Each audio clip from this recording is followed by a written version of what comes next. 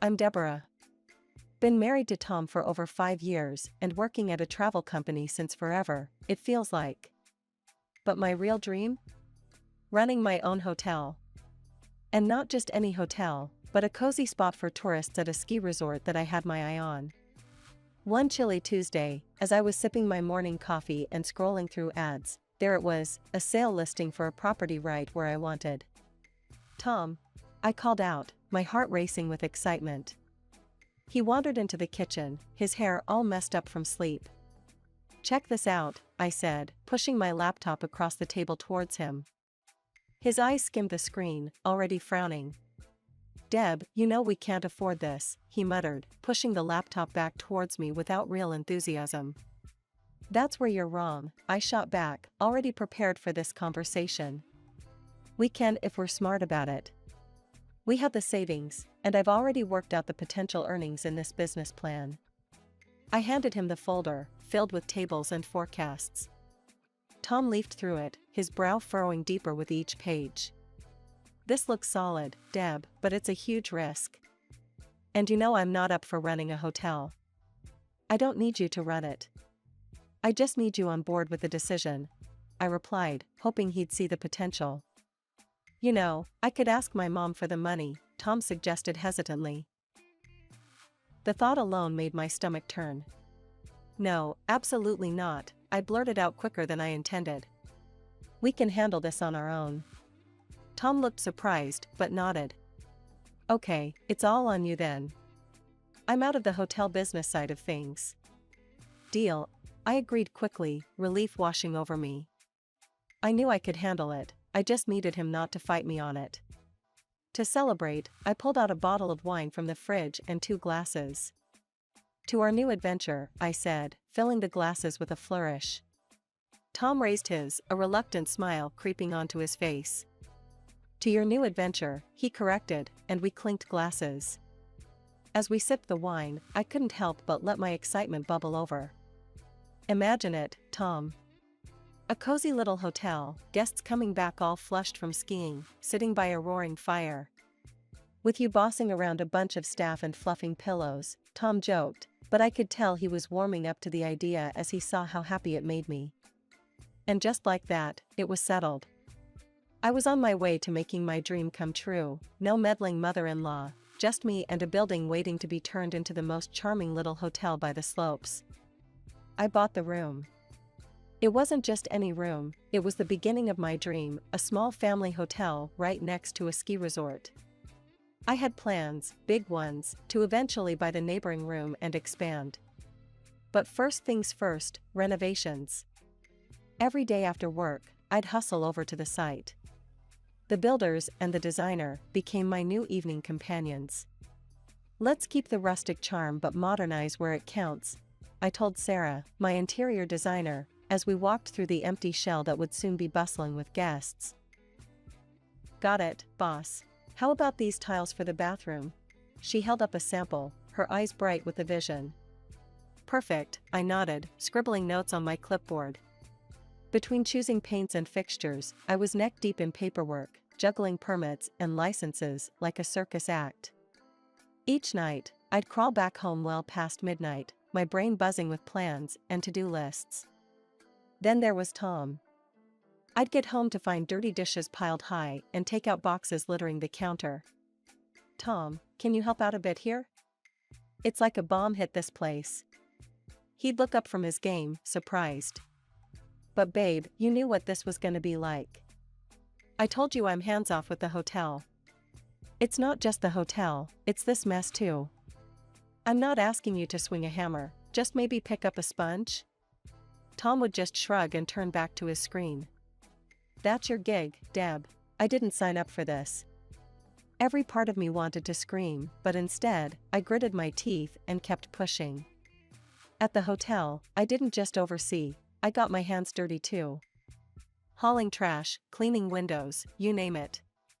The workers probably thought I was nuts, but I wasn't above any task that would bring us closer to opening day. Deb, you sure you don't want to leave that to us? Joe, one of the builders, asked as I lugged a bucket of soapy water across the lobby. No way, Joe. This is my baby. I want to make sure every corner is perfect, I said, wiping sweat from my brow. As the days rolled on, the place transformed. The 10 rooms took shape, each with its own cozy vibe, inviting and warm. The furniture arrived, and we filled each room with beds that you'd sink right into, plush sofas, and art that made you feel at home. When the staff came on board, I felt a mix of nerves and excitement. I trained them myself, sharing my vision and hoping they'd love this place as much as I did. All booked up for opening weekend, boss, Jenny, our new receptionist, beamed at me one evening. I couldn't help but smile back, my heart swelling with pride. Thanks, Jenny. It's all coming together, isn't it?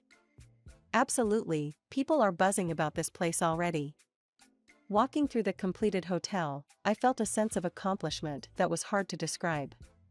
The tired evenings, the endless decisions, the physical and mental marathon, it was all worth it. This hotel was mine, built on my terms, my sweat. In a few weeks, my dream would be fully alive, and despite the hurdles, I felt ready. I had built something from nothing, and now it was time to see it thrive. The eve of the grand opening was supposed to be about final touches and celebratory toasts. Instead, it turned into a battleground. My phone rang, and I knew from the caller ID that peace was about to be disturbed. It was Susan, my mother-in-law. Deborah, darling, I need you to book 4 rooms for me and my friends this weekend, Susan's voice rang out, sharp and expectant. My stomach nodded. Susan, that's impossible. We're fully booked. I told everyone how quickly the rooms filled up. The line crackled with her fury. Listen here, I will not be sidelined. If you don't make room for me, I'll make sure your hotel can't open at all. I clenched my teeth. That's not how this is going to work. I can't kick out guests who booked weeks in advance. She hung up with a huff, leaving me staring at my phone in disbelief. The next morning, as if on cue, a municipal commission showed up unannounced. A troop of clipboard-toting inspectors began their march through the hotel. They checked every nook and cranny, the kitchenette, the doors, even the parking lot dimensions. My heart sank as they wrote note after note, their expressions unreadable. By the afternoon, the head of the commission handed me a list of violations. Fix these by the opening, or face hefty fines, he warned before they all filed out, leaving a thick air of tension behind. Barely an hour later, Susan called again, her voice dripping with venomous pleasure. Heard you had some visitors today. Funny how things work out when you don't play nice. My grip tightened on the phone. What are you saying, Susan? Oh, come on, Deborah. You're smart. Figure it out. I have my ways and my connections. Give me those rooms, or things get worse. I was seething. I relayed the conversation to Tom, hoping for some semblance of support. Deb, just give her the rooms. It'll be easier for everyone, he said, his voice irritatingly calm. Easier for you, maybe. Not for me, not for our guests. I'm not doing it, Tom. I'm not letting her win like this. He didn't argue further, but his silence spoke volumes. I spent the night poring over the commission's notes, determined to fix everything on my own terms. I called contractors, adjusted schedules, and rerouted some of our opening budget to cover the unexpected fixes. Every action was a defiance, a declaration that I wouldn't be pushed around. As the contractors buzzed around, fixing each item on the list, I couldn't help but feel a twisted respect towards Susan's ruthless tactics. She knew how to play dirty, but I was learning fast how to clean up and stand firm. The sun hadn't even fully risen yet, and there I was at the hotel, double-checking every little detail. In just a week, we'd be opening the doors to the public, and everything had to be perfect. I was adjusting a crooked picture in one of the hallways when the front door slammed open. The echo was ominous enough to set my nerves on edge. I turned around and there they were, Susan marching in like she owned the place, with Tom trailing behind her, looking like he wished he were anywhere else. Deborah, show me to the rooms. I want to choose the best one for my stay, Susan commanded, her voice cutting through the quiet morning air. I stood my ground, feeling a mix of anger and dread swirling inside. Susan, as I've told you before, we're fully booked. I can arrange something for another time, but not for the opening. Her face twisted into a scowl, and before I could react, her hand struck my cheek. The slap echoed off the walls, and a sharp sting radiated across my face. I stumbled back, hand to my cheek, shock overtaking me. Tom, my husband, the man who was supposed to have my back, just stood there, eyes averted. Tom! I cried out, my voice a mix of pain and disbelief. Susan was relentless. You ungrateful little thing. I've given you so much, and this is how you repay me? I helped you buy your apartment, your car, even this hotel. I demand the respect and recognition I deserve. My mind reeled. What? What money are you talking about, Tom? I turned to him, seeking some semblance of truth in his avoiding gaze. He swallowed hard, his voice barely a whisper. Deb, I didn't have the money when we bought the apartment. I took it from Mom. And I asked her for money for the hotel too. I thought it would help. The room spun around me as his words sank in. You used your mother's money without telling me? You lied to me? Susan smirked, a cruel satisfaction in her eyes. Yes, and now I'll make sure I get what's mine. I'll sue you for half of this hotel. It should rightfully be mine. With those harsh words, she turned on her heel and marched out, Tom following like a shadow, leaving me alone with my betrayal and a throbbing cheek. I leaned against the wall, trying to process the storm of emotions. How could Tom do this to me? How could he not only lie about the money, but let his mother attack me and not defend me? Once the initial shock had passed, anger took over. I wasn't going to let Susan destroy what I had worked so hard to build. I pulled out my phone and texted my lawyer, asking for an urgent consultation. Later that day, I received a text from Tom. Staying with Mom for now. Need some space. It wasn't unexpected, but it stung nonetheless. His absence made it clear, he was avoiding the fallout from his mother's actions and his own inaction. As I lay in bed that night, the realization that my marriage was over settled in with a deep, painful certainty. Tom had chosen his side, and it wasn't mine. The silence of the room echoed the emptiness I felt inside. But amidst the heartache, there was also a strange sense of relief. I was free from the pretense of a supportive partnership. Now, I could focus on my hotel, my dreams, without the burden of familial betrayal. The morning light was just beginning to fill the office of my lawyer, Mark. The heavy drapes parted slightly, casting long shadows across the floor. I was perched anxiously on the edge of the chair opposite his desk, recounting the latest threats from Susan and her claim on my hotel. Deborah, let's look at the facts, Mark said, flipping open the folder I had handed him. Inside were the financial documents and the prenuptial agreement Tom and I had signed before our marriage. Based on this prenup, any property registered solely in your name remains yours in the event of a divorce. I nodded, following his finger as it traced the lines of legal jargon that suddenly felt like a lifeline.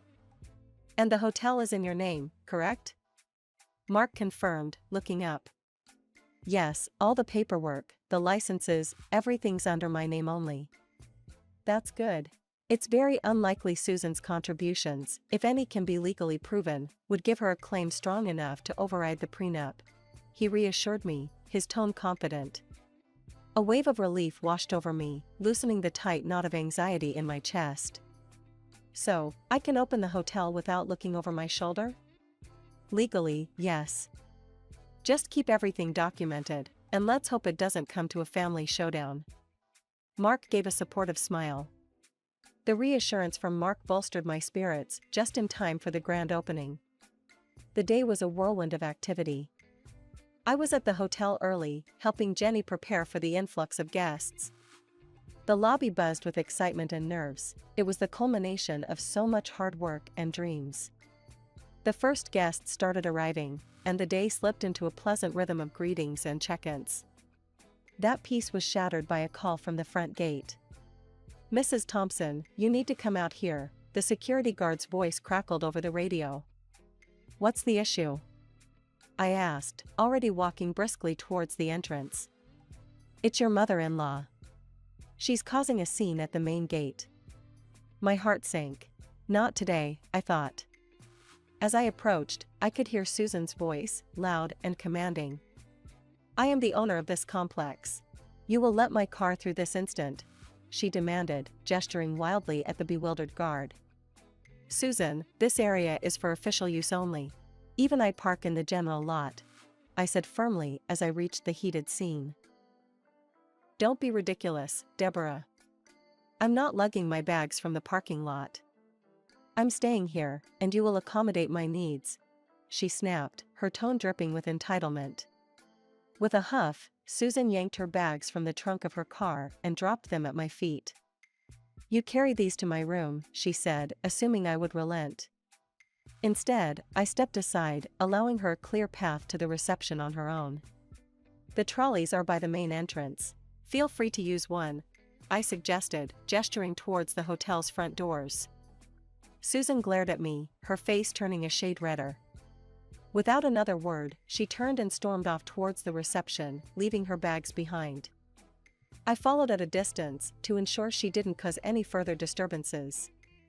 However, as soon as Susan reached the reception desk, she erupted. "I can't believe this.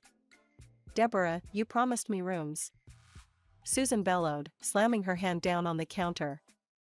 Her friends, a posse of similarly stern-faced women, glared over her shoulder at Jenny, our receptionist, who looked like she wished the floor would swallow her up. "Mrs. Thompson, I'm sorry, but we are fully booked. Deborah told you this multiple times," Jenny stammered, trying to maintain her professionalism despite the escalating scene. The commotion didn't go unnoticed.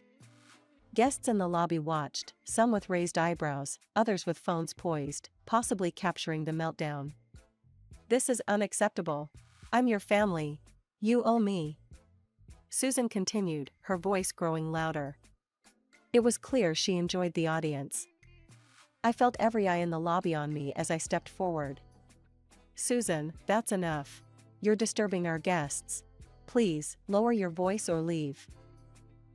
Her eyes flashed with fury. "Or what, Deborah? You'll throw out your own family?" "Yes, if I must. This is a business, and I will call the police if you continue to cause a scene," I warned, my voice firm, louder than I felt. The threat of police involvement seemed to take her by surprise. With a huff and a harsh, "You'll regret this," Susan stormed out, her entourage in tow. She paused at the door to throw a final glare my way. "You haven't heard the last of this," she spat out, before exiting. Once they left, the lobby slowly returned to normal, and I apologized to our guests and staff, praising Jenny for handling the situation as well as she could. Despite the rocky start, the rest of the opening day went smoothly. Positive feedback from guests and a flurry of new bookings uplifted my spirits. The hotel, my dream, was finally alive with the buzz of satisfied customers and the promise of success. The following day, with the echo of Susan's threat still ringing in my ears, I called Mike, my father-in-law. I hadn't wanted to involve him, but things had gone too far. "Mike, I need to talk to you about Susan. She's threatening me, and she made a scene at the hotel's opening yesterday," I explained once he picked up. "Can you help me? She's out of control, and Tom isn't standing up to her." "I'll do what I can. My ex-wife respects very few things, but my interference might just sway her." "Hang in there," Mike promised, his tone reassuring. We ended the call, and I felt a flicker of hope. Maybe Mike could get through to her. A couple of days later, Mike called me to set up a meeting. He chose a neutral place, a quiet cafe downtown, to discuss everything. As I walked in, the sight of Tom looking anxious, Susan avoiding my eyes, and Mike's stern face set the stage for what I knew would be a decisive confrontation. "Thank you for coming, Deborah," Mike started, his voice firm as he nodded at me. "Let's get straight to the point." Susan, unusually subdued with Mike present, just clasped her hands tightly in her lap, her face pale. "First," Mike turned to Susan, "I want this nonsense to stop. If you continue harassing Deborah, I'll cut off your allowance." Susan's eyes widened. But No buts, Mike cut her off sharply. It seems you've forgotten that you don't have any money of your own. It's all coming from me. I watched as Tom shifted uncomfortably in his chair, his mother's financial dependency clearly news to him. And Tom, Mike continued, turning towards him with a disappointed look. I found out you've been lying about being employed. You're out of a job, and you've been letting your mother take loans to support your lifestyle. Tom's face turned a shade paler. Dad, I was going to tell you. Mike sighed, rubbing the bridge of his nose. I will clear those debts. But you're going to work for me, and every penny you earn will go towards paying me back. We'll start with a formal agreement. Tom nodded meekly, overwhelmed but knowing better than to argue with his father in this state. Turning to me, Mike's expression softened. Deborah, I'm sorry for all this trouble. How are you holding up? I took a deep breath, gathering my thoughts. I'm managing, Mike. Thank you. But I think it's best if Tom and I go our separate ways. I plan to file for divorce. Tom looked at me, finally showing a hint of emotion. Deborah, It's decided, Tom, I interrupted, not needing to hear excuses or apologies anymore. We'll sell the apartment and split the proceeds. You can use your half to settle your debts with your dad. He swallowed hard, nodding in resignation. Okay, I understand. And just to be clear, I added, pulling out a copy of our prenuptial agreement from my bag. You have no claim on the hotel. It was never part of our joint assets. Tom took the document, scanning it before sighing deeply. I got it. I won't fight you on this. Mike nodded in approval. I'll make sure he adheres to this agreement. After finalizing my divorce from Tom, I found myself at a new beginning.